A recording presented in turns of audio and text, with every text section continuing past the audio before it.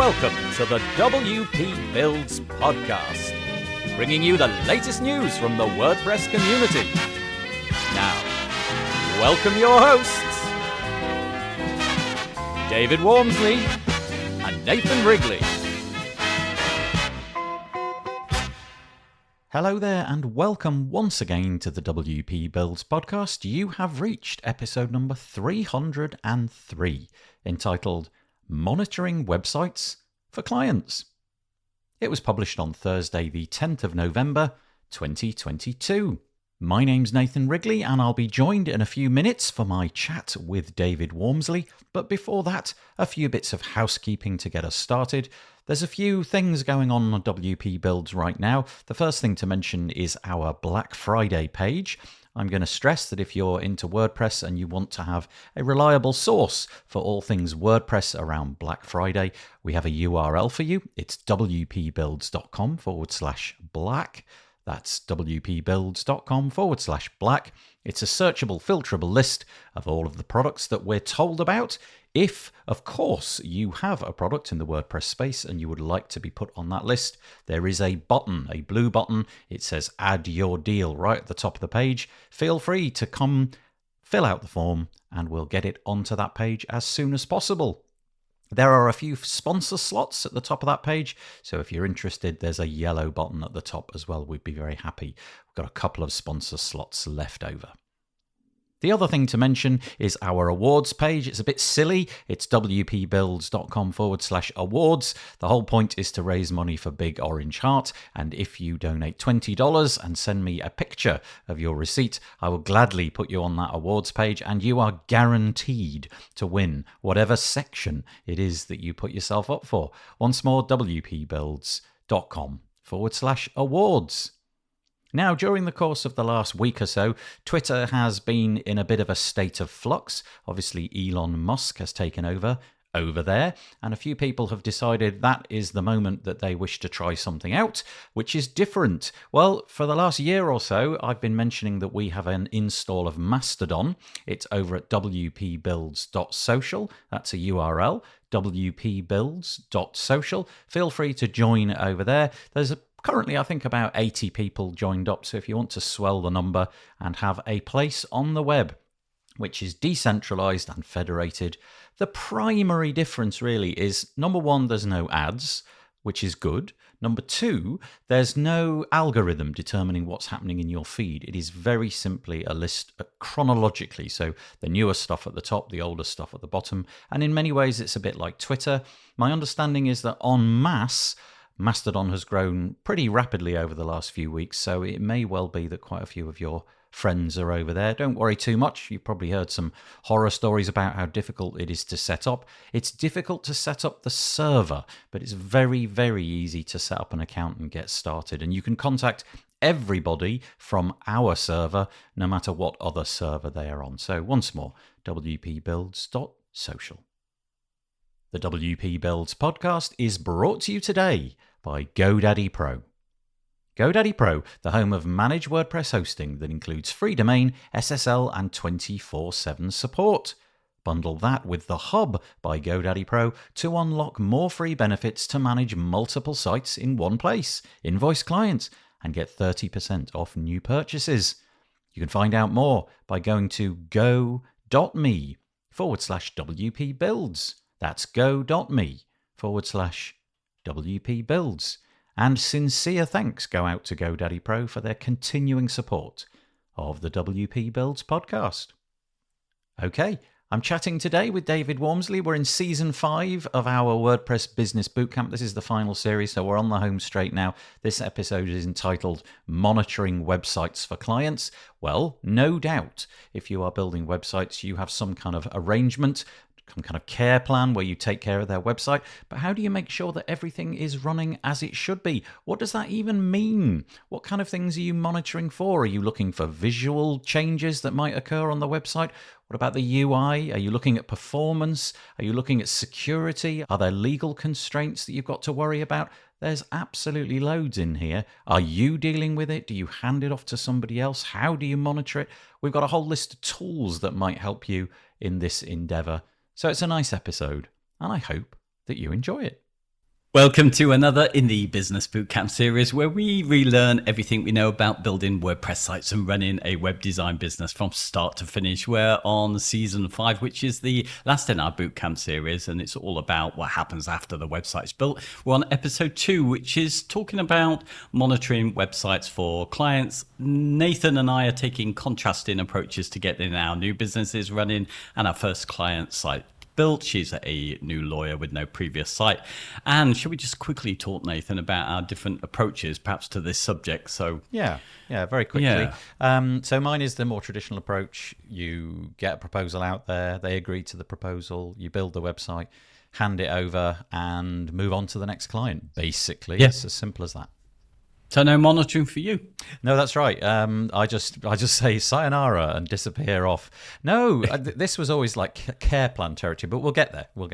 Yeah, exactly. And for me, going the agile approach, it really should be all about that, because we try and get something out and we iteratively improve the design over time based on the feedback that we get from user experience. So really, my approach should be all about the monitoring, really. Yeah. But yeah. I think in the real world, it's never as simple as that. You have your care plans, like you mentioned. So the relationship continues, doesn't it, with the client?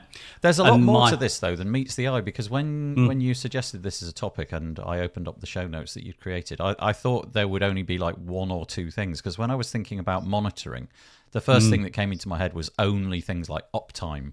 And everything else didn't really occur to me. And then you've presented me with this list of sort of 6 or 7 different things. And there's quite a lot in here, but I don't suppose it'll be a particularly long episode. But anyway. No, and I've separated it into 2 sort of sections. There's kind of the health monitoring, making sure the website's running well. And then there's the more stuff that I'm supposed to be doing with the agile approach, which is more the business effectiveness and monitoring that. So shall we start a little bit with the health monitoring? Because I know, you end up doing some of this as well, even from a traditional point of view, or used to do at least. Let's go through all the bits and pieces that might make up health monitoring, because it is more than I thought. Okay, should we just kick off in order? Should we go in the order that you've written them all down? Yeah, well, the first one, actually, visual, how the site is looking, is something which I don't, I've only cracked recently because there's a tool for it. How did you deal with this before? Something looked off. Yeah, so the way that I would do this is I would go to the website. I would set myself like a Monday morning task, and I would randomly pick 1 or 2 pages on probably a bit more by the time I'd got there. But the idea of the task, though, was to sit down and go through all of the client sites and just have a quick look. So I'd go to the homepage and essentially just scroll up and down. And if anything lurched out, like that's not the way it's supposed to be, then I would explore further. The reality is that exercise became kind of a bit boring because it hardly ever changed. It was really, really rare. So that was a weekly thing. And the only times that a client phoned up was when a site had been hacked and things had actually been put onto the website that shouldn't have been there. And actually, it was stuff that was awful. It was horrible stuff. And so that was pretty obvious that there was something wrong there. But my task for that was very much a manual one. But then now, like you said, there are tools which can take this on, and you've got a few in your arsenal, and I think I probably use the same one. Yeah, well, it's the one for that really is just HexoWatch. That's the one I use, and we both got deals with this, didn't we? Yeah, it's a really great tool, actually, in that you log in. It's a SaaS platform.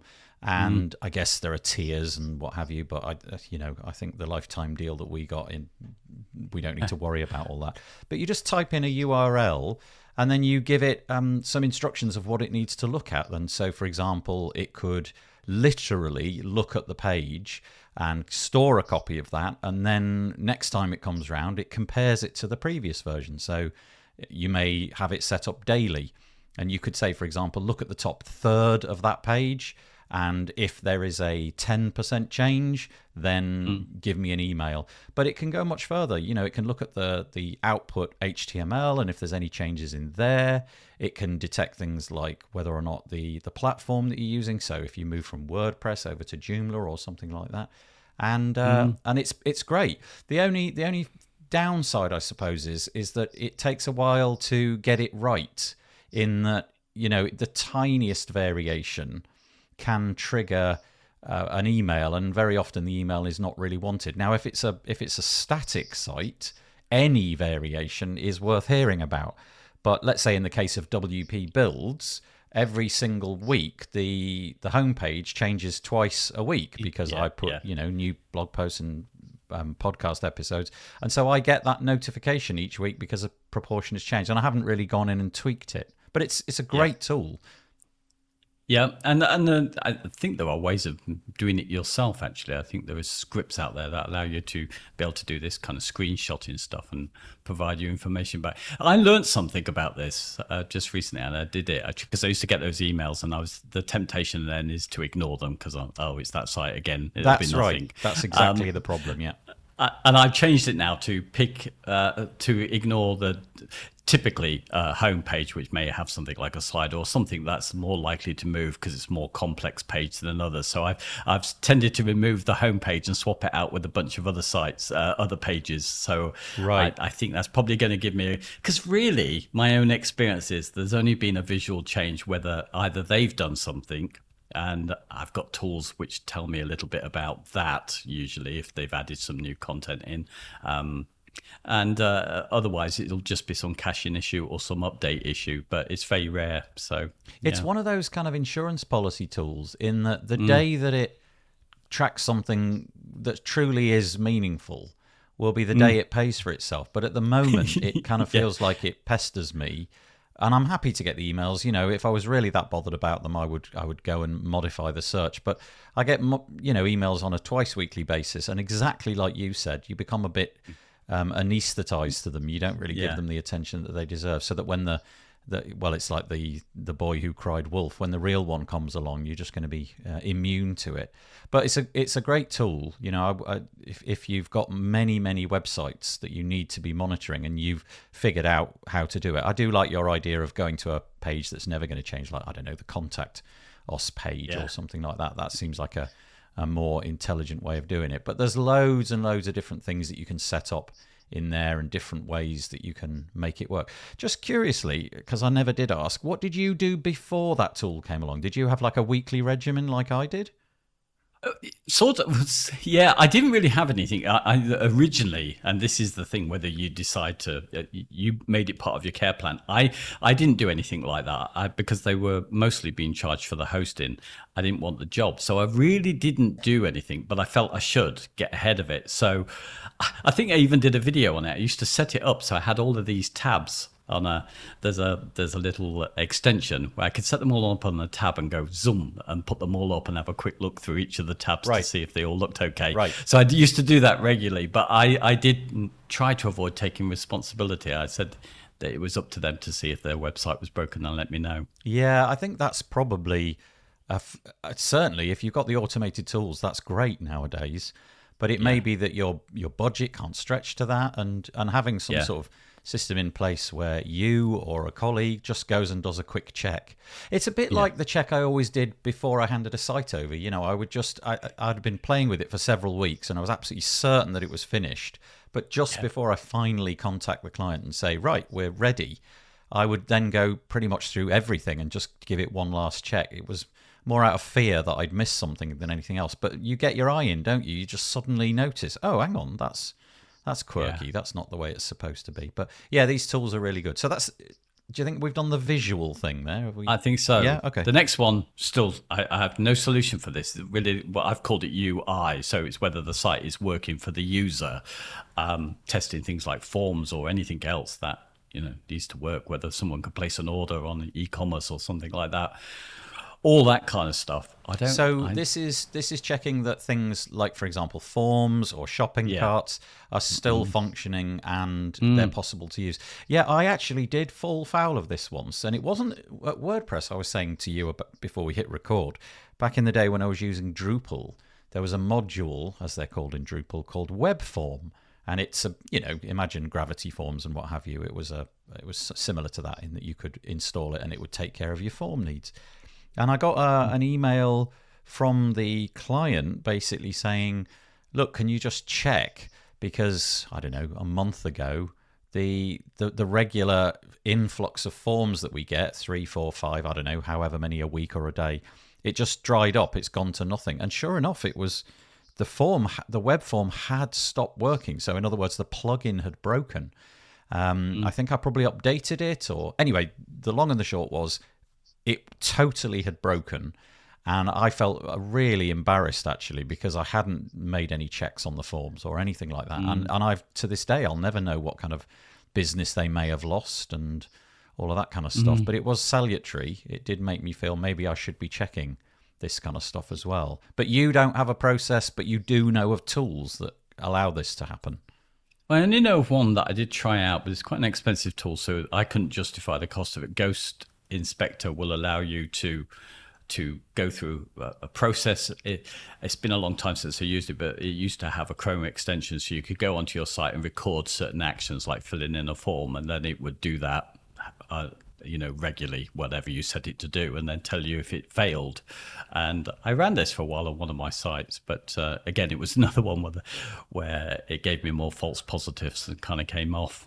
Yeah. So with a tool like that, you could set it up to, I don't know, purchase the T-shirts that you're selling. Yeah. And it will be like a fake purchase, but hopefully it'll track whether the order is possible and so on. And in the same way, it could track form submissions and see if they're coming through. Curiously, I actually this week got I'm using Fluent Forms, and I got an email. It was an error email from Fluent Forms to say that the connection between the form and, in this case, a CRM had broken. And I've never received an email like that before. And so that was curious to me. It had detected that the information that it should have been passing from the form to the CRM had not triggered or not been successfully completed. And it warned me about it. So I was able to go in and test it again myself. And I thought that was kind of curious. And then it got me thinking, wonder why form plugins don't have this built in, that capability to test itself. So Gravity Forms, Fluent Forms, Ninja, Formidable, whatever. You could set up somewhere in the UI, please test this form every week or month or whatever it might be. Now, I don't know how difficult that is to pull off. It might be really difficult, but just struck me as kind of like a nice feature. Yeah, I agree. And actually, I've only got one site that's got Fluent Forms on it, and it sends me a weekly summary of people who filled it in. Yeah, and I think that's more quite than a nice little feature, isn't it? Yeah. So at least you. Sorry, go on. You were going to say. No, I was going to say at least you've got some idea that people are successfully completing it. Once a week. That's right. And in the UI of a lot of these things, you can see if things have failed. But typically I'm not really getting those kind of emails because I've sort of lost contact with the site. You, with your agile approach, are probably much more likely to be looking through the back end of their website, and forms might be a part of that, and so you could see any error logs that were generated, whereas my approach, especially if they're not on a care plan, was always, well, that's yours now, you've got to deal with that. So I would always leave them with that message. Prior to handing over the site, I would test all the forms and make sure that I receive, I'd set me up as the recipient of any emails and test the forms, and then I would transfer that email address over to their one and say, right, now will you test them all? And once they'd tested them all, I would assume from that moment on that they were all going to work successfulve Yeah, there is something nice about working on a site ongoing, is that you're more likely to pick up on these things. So I kind of like the agile shift that I've had. So I've had with forms, I've had the same issue twice really, and it's with using pop-up forms, which I was a big fan of. This kind of idea that someone clicks on a button, they half committed in their lizard brain mode to filling in a form. So I was very keen on those things, but they've been the source of my issues. One, technically, because it didn't flag up the pop-up would close before the error message would show. So if it was a complex form, we were losing people. And then more recently, another one using Pop-Up Maker, for some reason that seemed to fail on me. And I've literally gone away and removed all of those. I've dealt with forms in different ways. I thought this is a complexity. It's got me twice, you know? Yeah.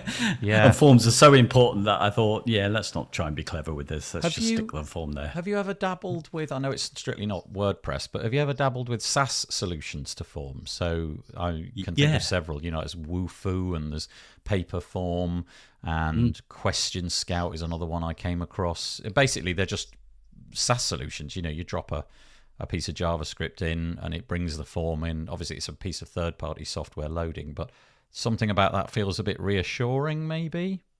Yeah, well, I've been working, Paperform is something I've had for ages, and I'm going to be using it for something complex, and it's incredible, yeah. Of course, it doesn't embed very well into a page if you want to keep it live, because it does so much stuff, it loads so much JavaScript by default, but gosh, it's so clever. Yeah. So as a separate page, I like that. And I did buy actually a deal because I wanted to be able to build some static sites. I built, and I've forgotten what their name. Oh, FormSpark. Okay.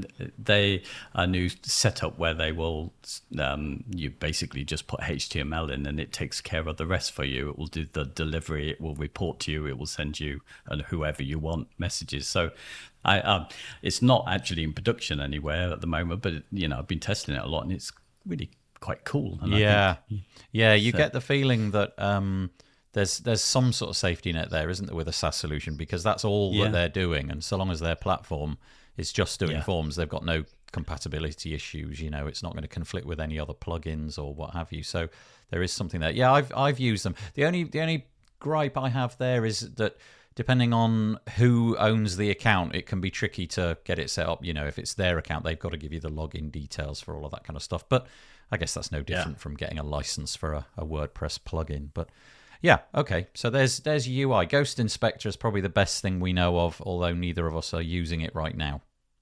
Yeah, exactly. Performance we put down next. Is it something we test for? Well, monitor. It definitely used to be eyeballing it, didn't it? Back in the day, it was just, is the site working? There was no real hint of Google getting involved in SEO, and if your page is loading slowly, that's a problem. It was just the anecdotal truth of, well, if it takes longer than a second to load, you're going to lose some visitors.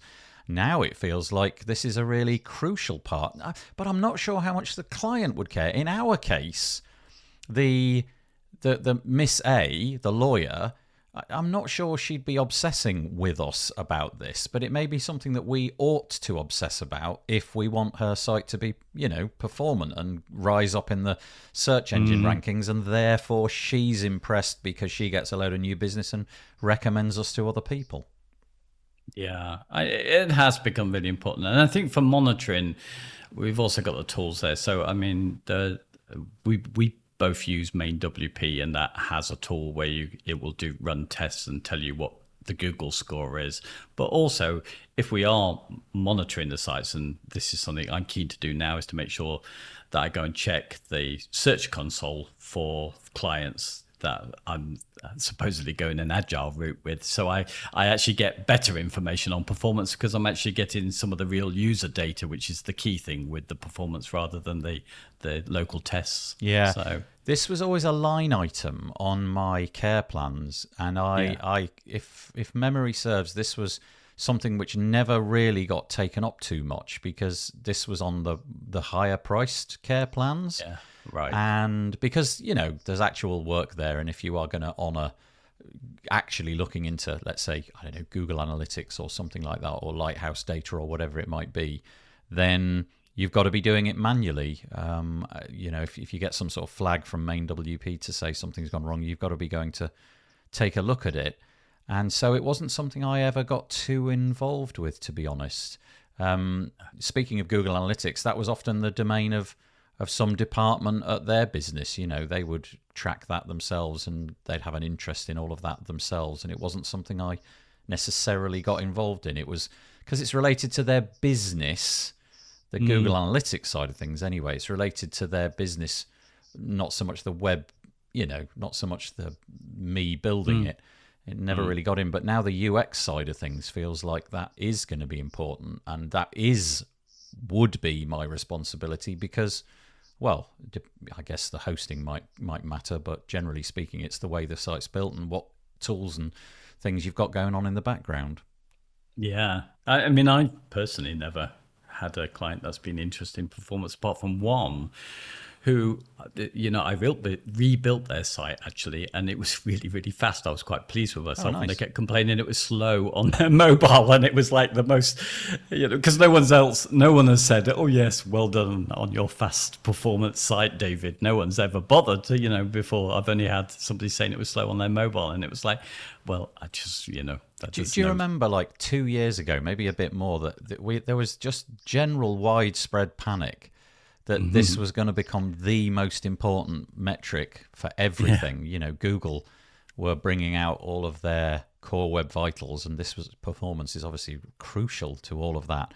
And our communities it was like a never-ending cycle of things that you needed to do and messages that you needed to give to your clients. But yeah, I'm with you. I don't think anybody ever asked me about this stuff, but maybe it's going to become part of the vernacular, and departments who are responsible for sending out requests for proposals, maybe this will be a line item. Show us what you're going to do to make sure it's as performant as possible.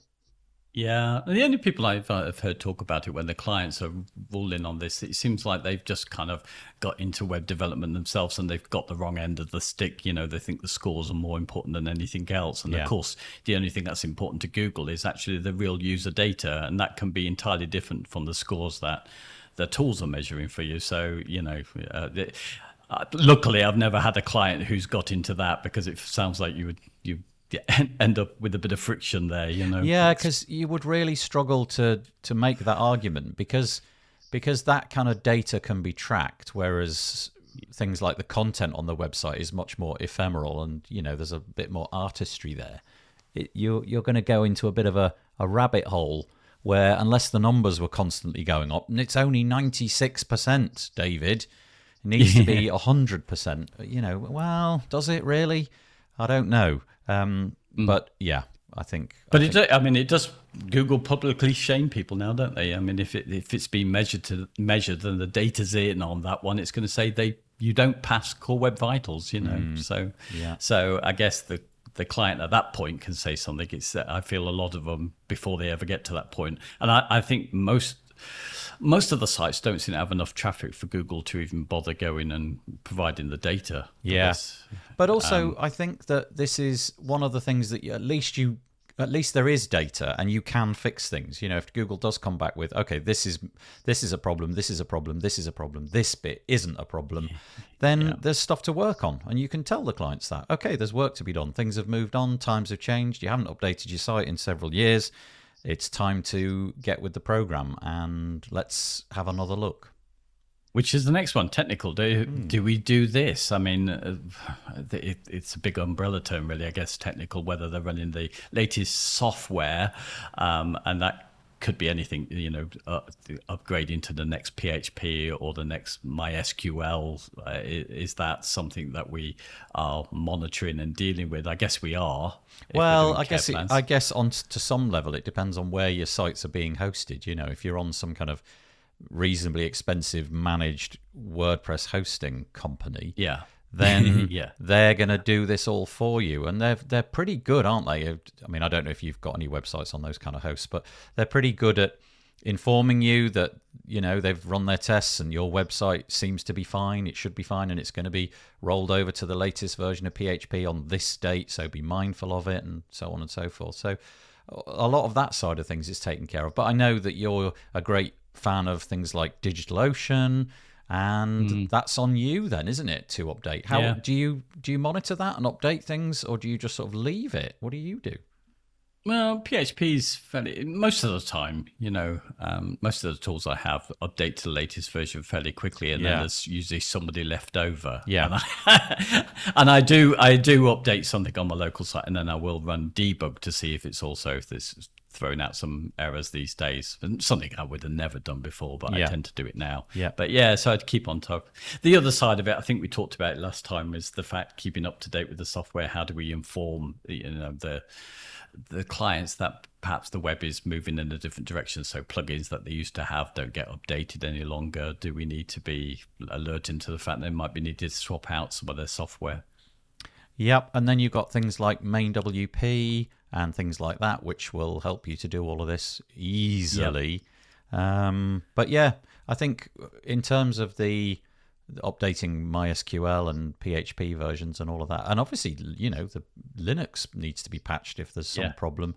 If you've got a decent hosting company, that headache has been removed. But if that's on you, then I guess you've just got to be keeping your eye out, reading some blog posts, looking at the WordPress and technical news, and seeing when things need updating.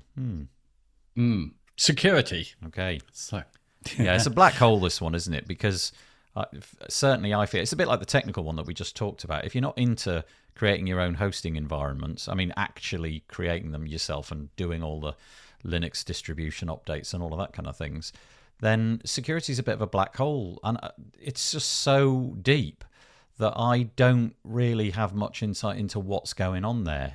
There's a whole variety of solutions. In fact, I'd go as far as to say I've probably tried every single solution out there.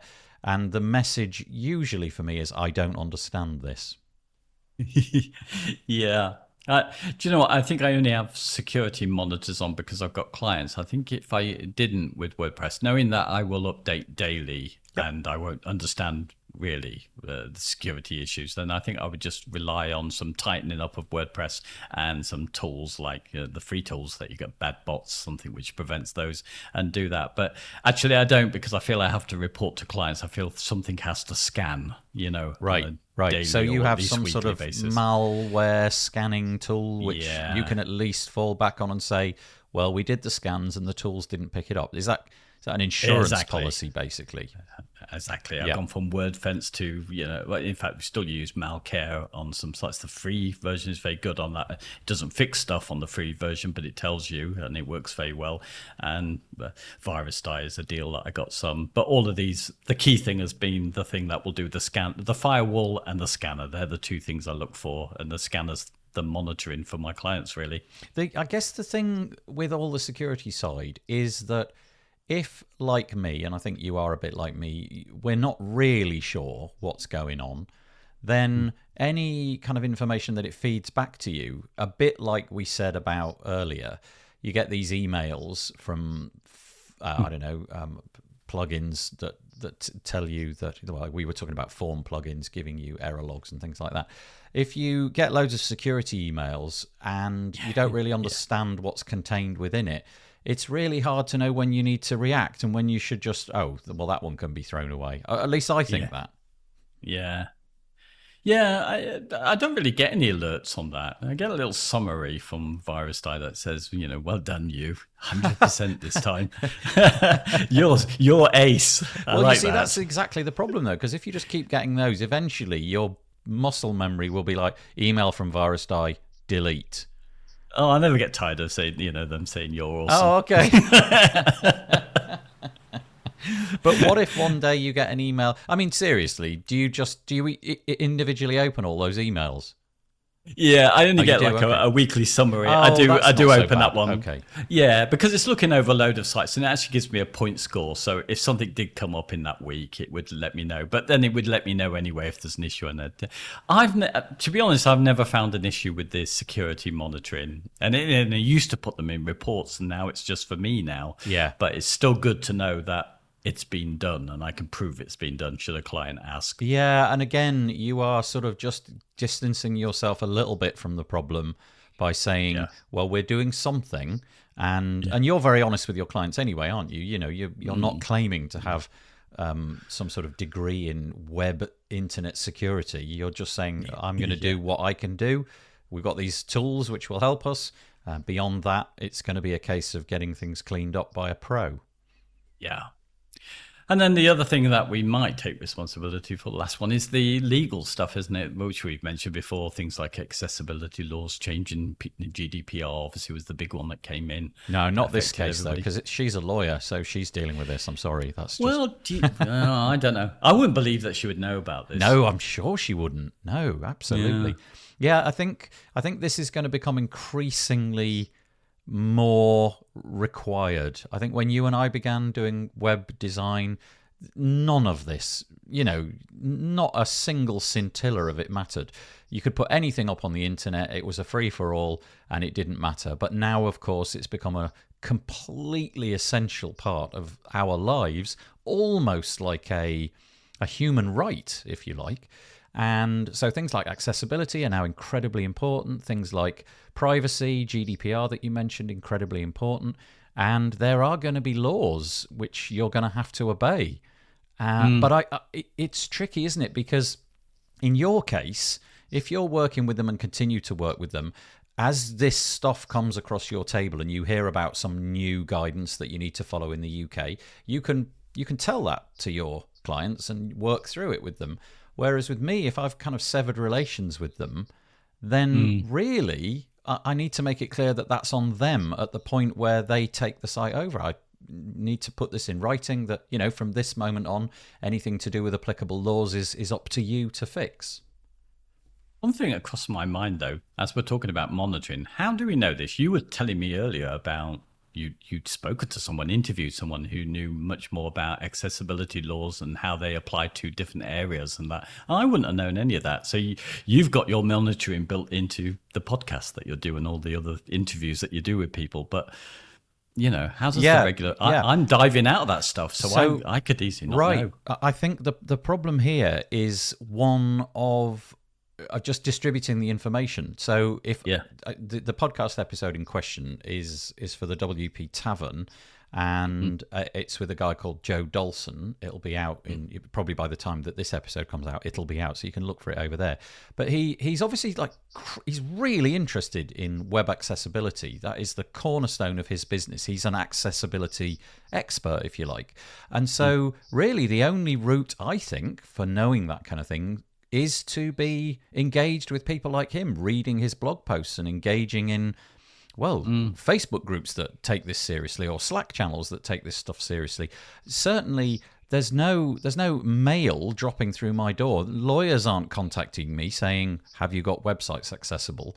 But I think that in the future, if we do get more litigious, I think things like website accessibility and complying with those kind of laws, you are going to get ambulance chasers who are just creating lawsuits out of, not thin air, but they'll develop tools to automate the process of finding websites that don't comply with, let's say, accessibility, GDPR, whatever, and they'll potentially come after you. So I think this is going to matter more and more. It's going to just be another part of the arsenal of things that everybody has to learn. There isn't one publication, is there? Not, as I pull out of more groups, because I waste too much time in that kind of stuff, I realize that I could, I'm cut off from certain bits of information, stuff like this. I think I would lose quickly. think it's a question of you finding those publications and then making it part of your cycle. If you're certainly, it's never going to appear in like the daily press or anything like that. You're going to have to find these people. There are organizations, WebAIM and things like that do it. But if you go to that WP Tavern episode, Joe Dolson is his name, Dolson, when it comes out, there's a huge list of links at the bottom of that post, like, 15, 20 links of places where that you can go to find out about accessibility in particular. So it is going to matter, I think. And so you are, as a web developer, WordPress website builder in the future, this legal component, I think, is going to become more and more part of what we need to know. Yeah. Even though I have the longer relationship with clients, or I'm aiming to have that now, I actually think I probably take less responsibility than I ever have.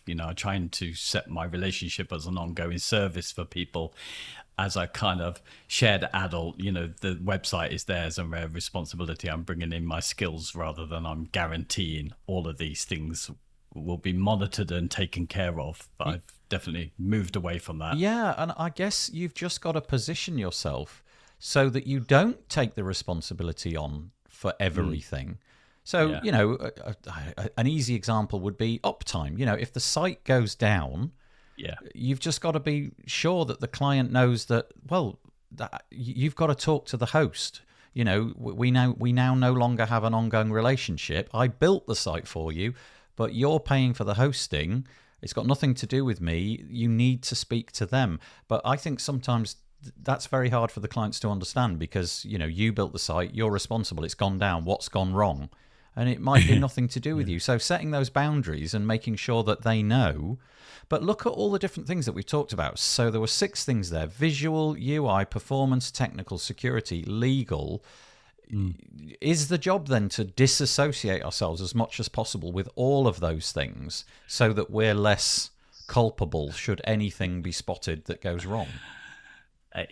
Well, I think not mislead. I think we have no control over most of those things directly, do we? And I think just making people aware that you're, as best as I can, that I'm on their side and I'm working to help them with all of these things, but I don't, singly get to control it. Even something like you just mentioned, which we didn't really talk about there, I do the hosting for people. I couldn't guarantee people an uptime, even technically, because their site can still go down because their domain name server goes down. In fact, that's the only thing that seems to go down for my downtime for my clients, but they can't distinguish between the two. The site is either up or down. Did you ever get asked that by clients? Because I have been asked that. I have been asked for an SLA on uptime before. And that really rang alarm bells for me because not only did I think, okay, this client kind of has real skin in the game, but they're asking me direct questions about that, presumably so that if it doesn't meet that standard, they can come for me, you know what I mean? And come and say, well, this is what you promised. And at those moments, I really was quite clear that none of that was my responsibility. We're dealing with a third-party hosting company. It will be up to them if the website goes down for the reasons, for a variety of reasons. But it was difficult for many of these clients to understand that the website and the hosting were separate components and that the DNS was a separate component. All of this needed a lot of explaining. Yeah, I've never had it. No one's ever got. Well, actually, that's not true. Somebody who I've led them to leave us. I don't really want to carry on doing the work with them, and they told me the other day that their site was down. That the person who was now supposed to be building their new site had told them that it was down, and I went there and it was up, and I thought, I'm not sure that's possible because the monitors go off for these things all the time. So anyway, I just said, okay, it's up now. I don't know what happened. And to be fair, that happens quite frequently, doesn't it? You will be on a site and it will go down, but it'll go down for a matter of seconds. So a good example, and it's kind of it kind of makes me really happy. I bought a lifetime deal for a piece of software called Better Uptime, and I think you did as well. And it's not a plugin; it's a SaaS app, but it does one thing, and it does it really well. It literally just monitors whether the website is up or down. And it's got tons of permutations. There's loads of stuff in there, but I just use it for that thing.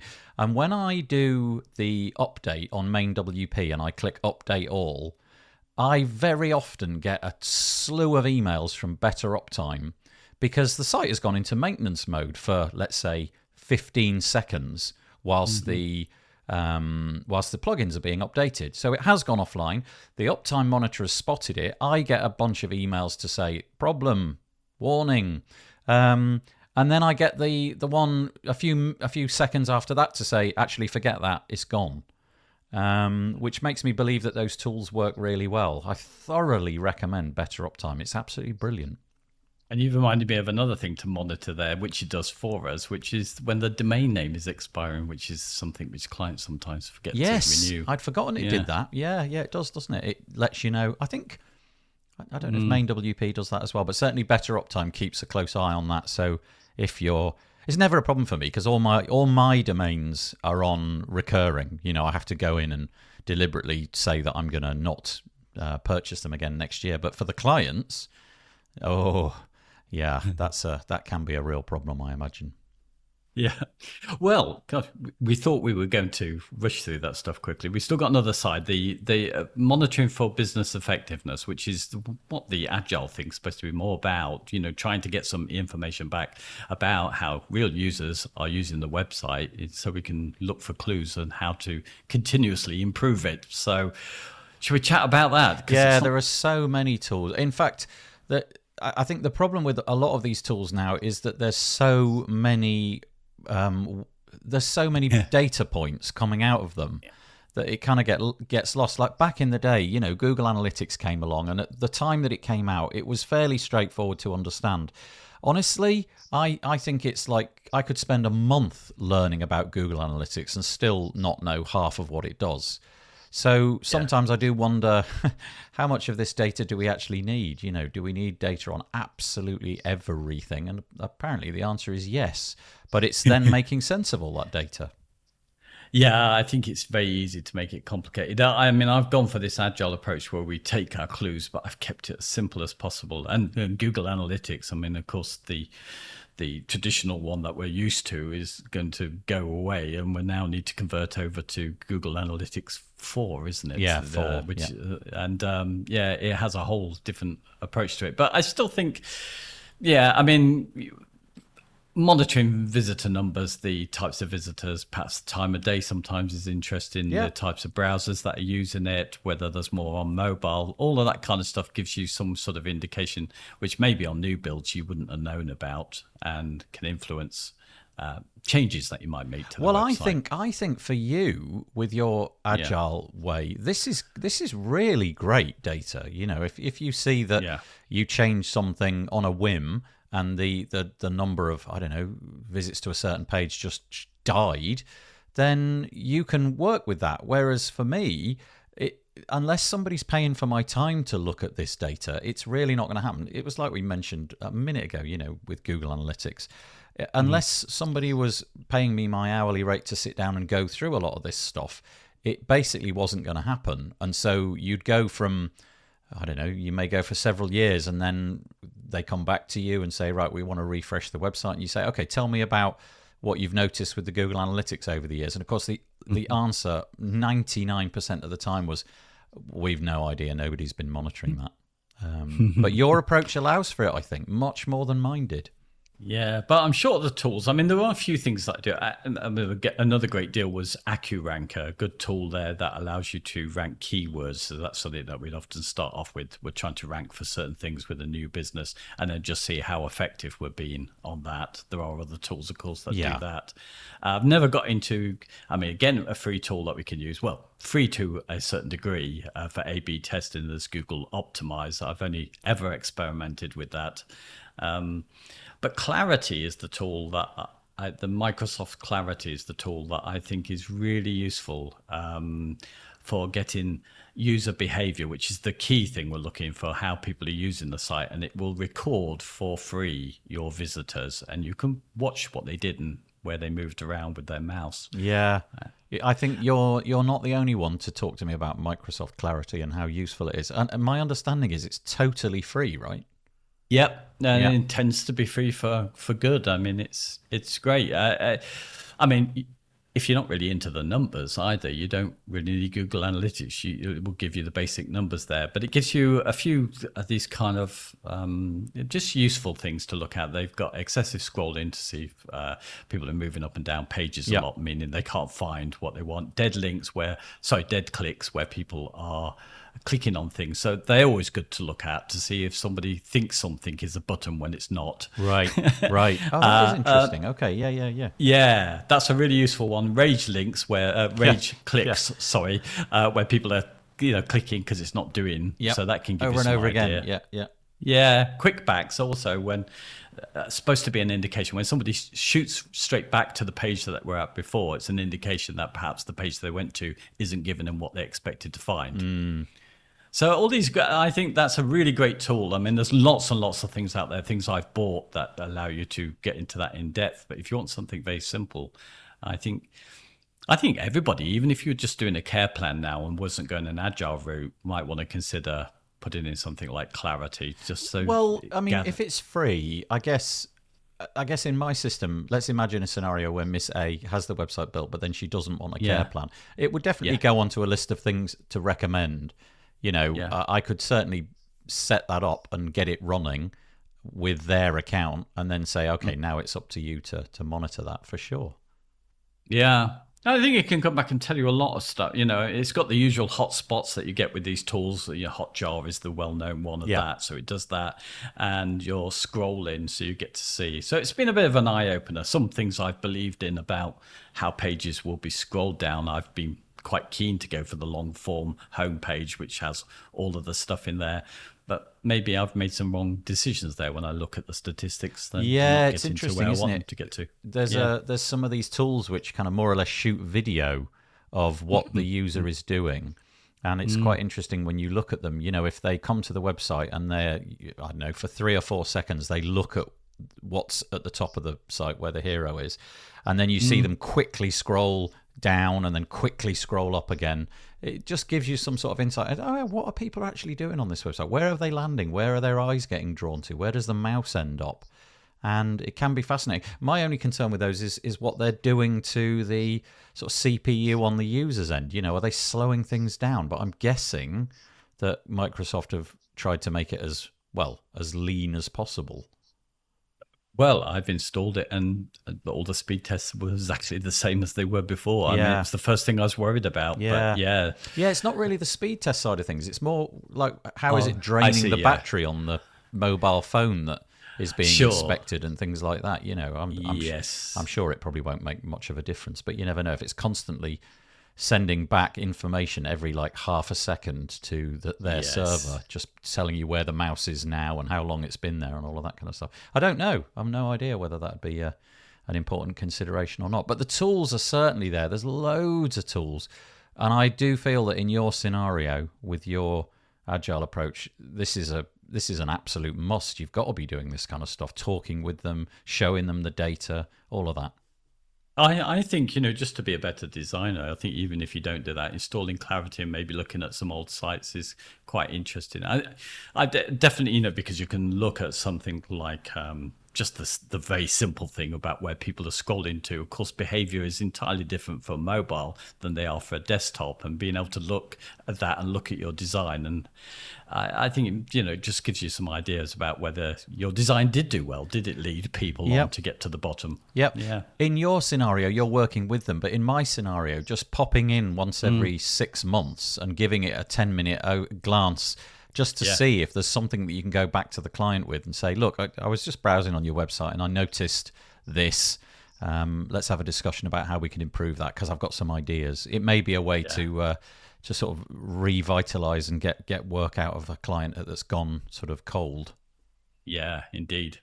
Well, so much for that being a short episode. We're on 47 minutes. What happened there?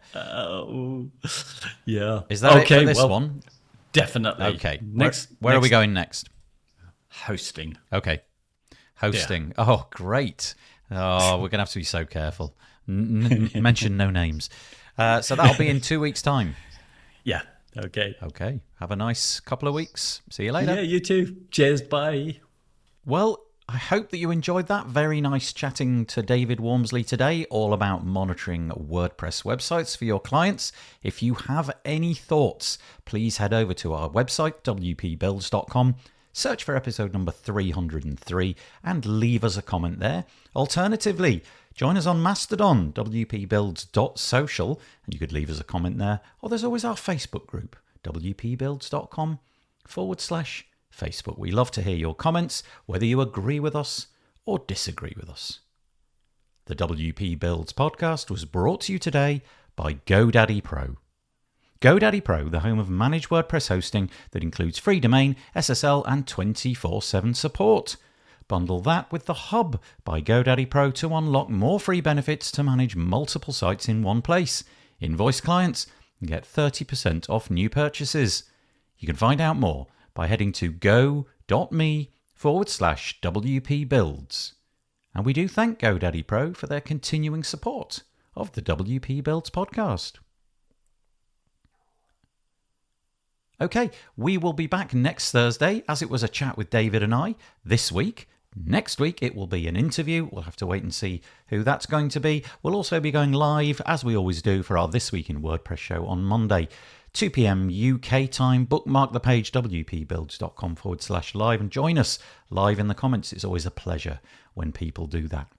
Okay, that's all I've got for you this week. I hope you have a safe week. I'm going to fade in some really quite cheesy music and say bye-bye for now.